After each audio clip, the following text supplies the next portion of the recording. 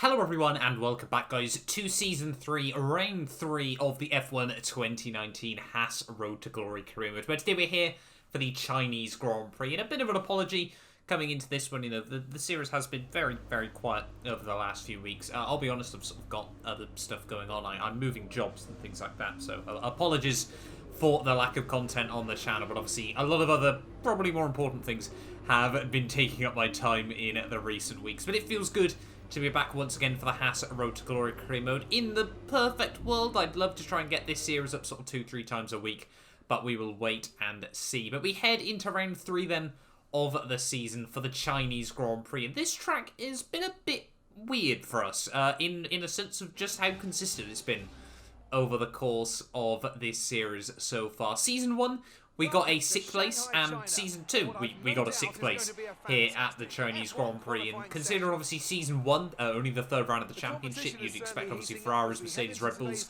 to still have quite a clear-cut advantage. To be able to get 2 P6s here was kind of a miracle in both situations.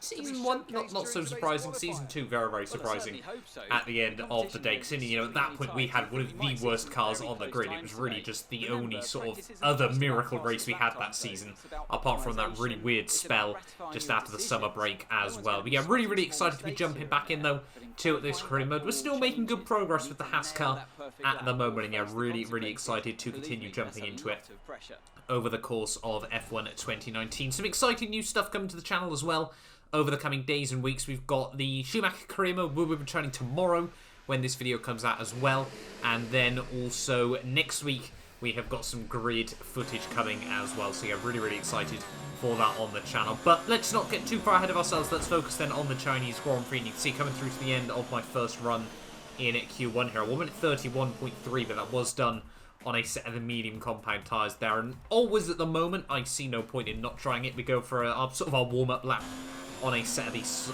starting the medium compound tyres here, and then we go for our real lap on a set of the softs towards the end of the session here. So hopefully we can have a good run there. As you can see, actually all the way down in P20, and we get a DRS failure as we come through the first couple of corners there. So really not what I needed for this Chinese Grand Prix qualifying session. You can see coming out on towards the back straightaway here. This is obviously where we're going to lose most of the time on this lap, obviously, where we're not going to have the DRS to aid us there. As you can see, heading into the zone there, you can see now that time is just absolutely going to plummet here. I mean, we have over a second delta as we head out onto the back straight there, and only losing about 1/10.5, so not quite as bad as it could have potentially been there as we head out in towards the final corner of the lap here. We're still going to be about a second up as we head through the final corner there, really trying to get a nice tidy run there, actually run a little bit wide on the exit, and it is going to be a 1.2 second improvement there, and we do sneak into Q2, but only just. The AI really strong around this Chinese Grand Prix circuit. It's one that I struggle with as well there. And you can see Sebastian Vettel, a 1 minute 27.5. That racing point is absolutely mad there. But both HAAS cars just about to sneak through. We're just a 10th ahead of Lance Stroll there at the end of the session. So quite happy with that one. We'll take that at the end of the day. And obviously we are now going to ride on board with my quickest lap from qualifying there. Just see, getting ready to start my Q2 run here. Actually getting quite a bit of wheel spin and oversteer as we head out of the final corner there. We just make it over the line in time to start our final run there. Probably not getting the turning quite where I wanted through turn 1 here. You can see we actually lose a fair bit of time there. We make it back up through the second part of the corner there and try to get a really tidy run through the left-hander out onto turn 3 and turn 4 here. Really trying to get the drive, don't get the wheel spin. Really want to be temperamental on that throttle pedal as you now head down the hill. That brake at the 100-meter board as you head in towards the next couple of corners there. Just nicking first gear, trying to get the front end rotation in, and we do get that one done quite nice and tidily here as we now head through this brilliant next couple of corners here. 170 miles an hour on the exit of the left-hander. Swing it into the right a lot slower there, about 115 at maximum there as you head through the second part there. And now through this next double left-hander, once again, really easy to light up the rear wheels on F1 2019 through there. But we do get the car nicely out there. Braking at the 100-meter board in towards the next corner once again. And now this part of the track, as I'm sure you guys are well aware, there is so many places around this circuit where you've got to be temperamental here, and that is the big one there. We actually made quite a big mistake as we head out to the back straightaway there. We started to gain a little bit of a back though as we head down this long straightaway here. We're about half a tenth down as we head in towards the final big braking zone of the lap. I want to brake pretty much at the curb there. We actually broke a little bit early that time around, but we do get quite a good run on the exit of the corner there. So we're about a 10th down as we head in towards the final corner there. 100% commitment, really get quite a nice run there, using up all of the exit curve. We are going to improve, but it's only by about 15 thousandths at the end of the session there. There was definitely, you know, sort of a good 2, 3, 4, you know, like 4 tenths, possibly even half a second left on the table there, how we really got it hooked up. But ultimately, the AI, really, really strong here in qualifying for the Chinese Grand Prix there. Roman Grosjean half a second quicker than me. I think if we nailed it, we could have probably just about got on par with him, but ultimately it was quite a sloppy lap. We were realistically only going to get about P14 anyway there. But it is P15 then for the Chinese Grand Prix. Let's dive it in then. It's time for the race.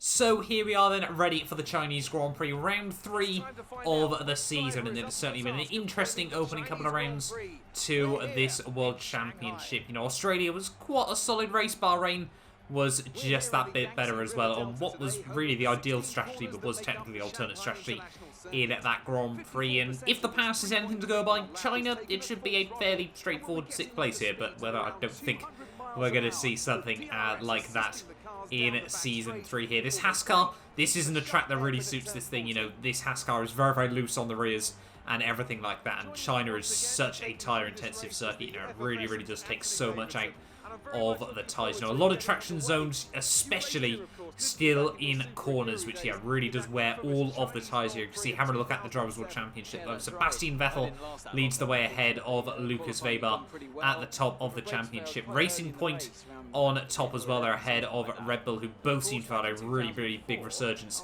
in the opening couple of rounds of this season. How long that'll last, though, is a very, very different question in the HAAS Road to Glory career. But if anything from the previous 50 episodes is to go by, it definitely goes to show that nothing is constant in Formula 1. There is constant evolution, teams rising to the top, teams falling back down to the midfield, and then obviously even further back if you are unlucky. But yeah, 2 P6s in the past. Whether we'll get that again, it's certainly going to be difficult here, starting a bit further down the grid than we would have liked there. But it is Lucas Weber on pole ahead of Gasly, Bottas and Max Verstappen there. Both Red Bulls and both Ferraris lock out the front 2 rows there. Both Renaults on the 3rd row, both Force Indias on the 4th ahead of both Williams, both Mercedes, and then finally a little bit of a mix-up there with both McLarens and both HAAS cars nicely swapped around there, and the same can be said for the Toro Rossos and the Alfa Romeos there. So most teams in 2x2 formation, whether that'll make it a little bit safer down into T1 or even more concertina and up, we will have to wait and see there.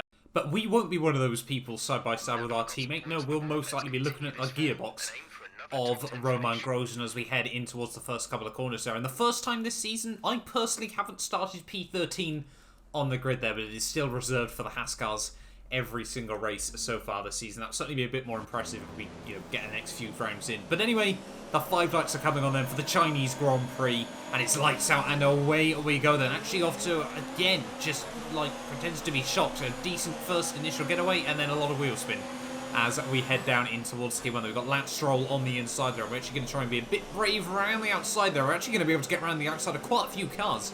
So the concertina and up that I had predicted has worked out there, and you can see we're now side by side with my teammate Roman Grosjean. Certainly wasn't expecting that in the intro there. Slam the door shut as we head out of the first couple of corners there, and yeah, up into P13 of the Grand Prix. Very, very rare. I mean, usually we're quite happy if we hold on to our position off the starts on F1 2019, but to make up a couple of places, perhaps, you know, Season 3, we've done that now twice. I think we did that at Bahrain as well there. We're now around the outside of Danny Rick as well here. Are we going to be able to make this move work as well? It gives us the inside for the next corner there, and yes, we have up 3 places off the start of the Chinese Grand Prix there. We certainly can't complain about that, and yeah, like I said, perhaps Season 3 is the year we start making up more places in the opening stages of Grand Prix here. But the Mercedes was still very, very quick in this race, or at least relative to us here around this Shanghai International Circuit there. As you can see, Devon Butler, even just a couple of laps later there, was really starting to build one advantage. And we spent a lot more time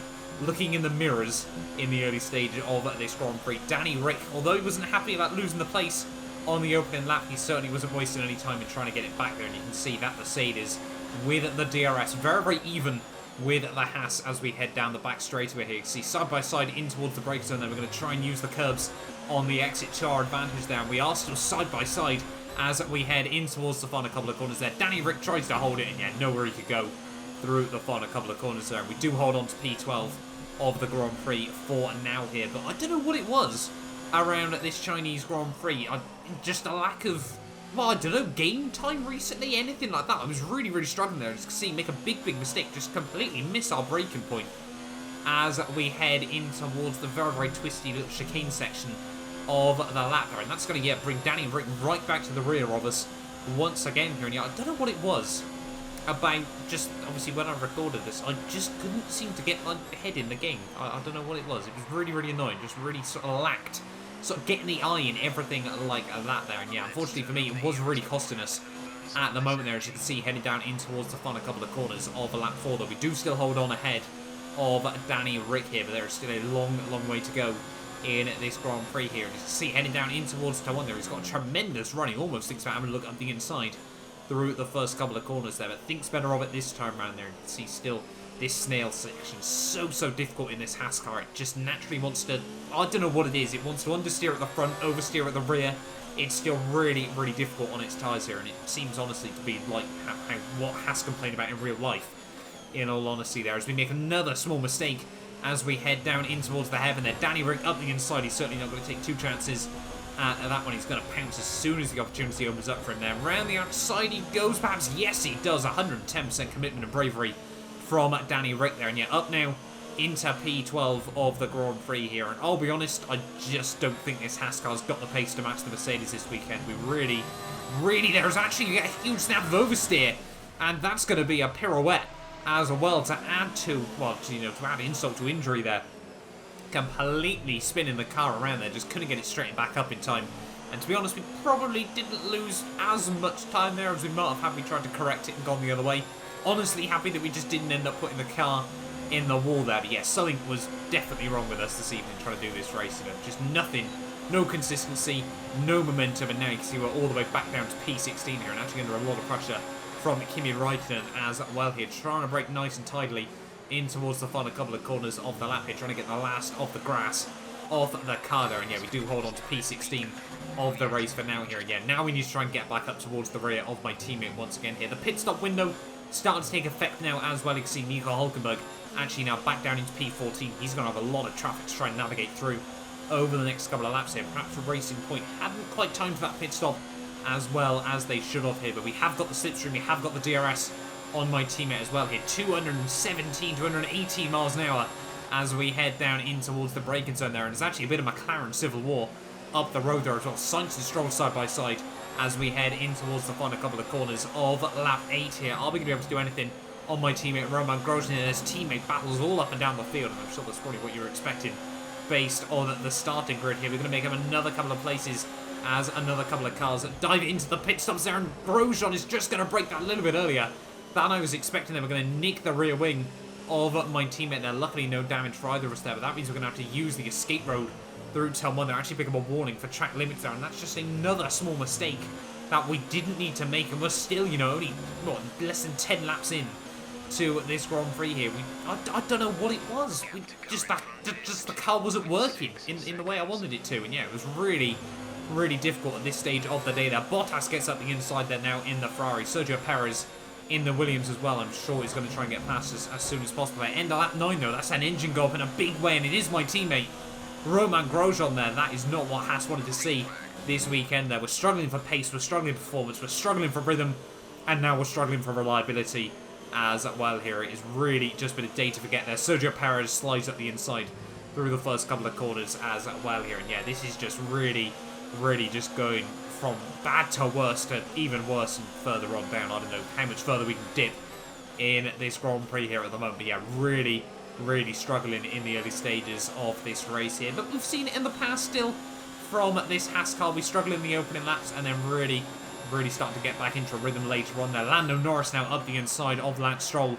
I think they were ex-teammates, were they? At some point, they might not have been. I'm already struggling to keep up with the HAAS Road to Glory career mode there. As you can see, Norris though makes the move work up the inside of Lance Stroll. Are we going to potentially have a look up the inside in towards turn 1 here? We've got the DRS. The McLaren is still got no straight line speed on F1 2019 HAAS Road to Glory career mode there. We're going to be able to slide up the inside. We're going to give him a bit of a squeeze. Probably not as necessarily as I would have liked there, but just the understeer once again really, really kicking in here. We now move ourselves up back into P14 of this Grand Prix here, and now we were trying to close at the back of Carlos Sainz. Up the inside we go there a little bit later than I was really hoping for there. I'll be honest, it was one of those ones again where the AI just breaks out a little bit earlier there, and we do slot back down into P14 of the Grand Prix. We're actually going to dive into the pit lane as well on the end of this lap there, and we've dinked the wall. What happened? Let me know you're okay. And we are out.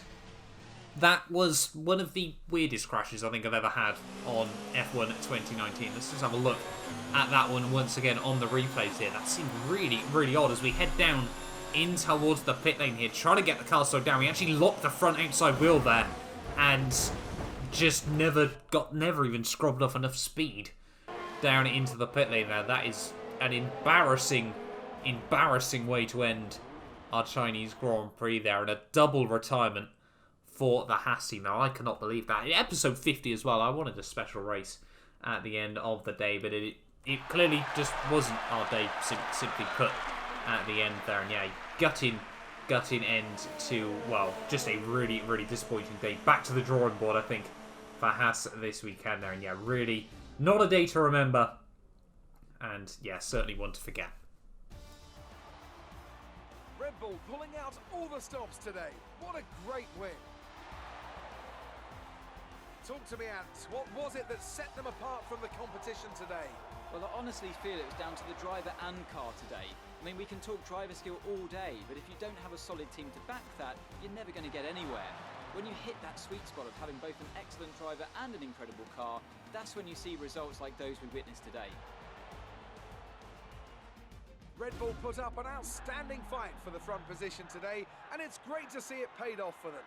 They do so much for the sport that you can't help but be delighted by today's race win.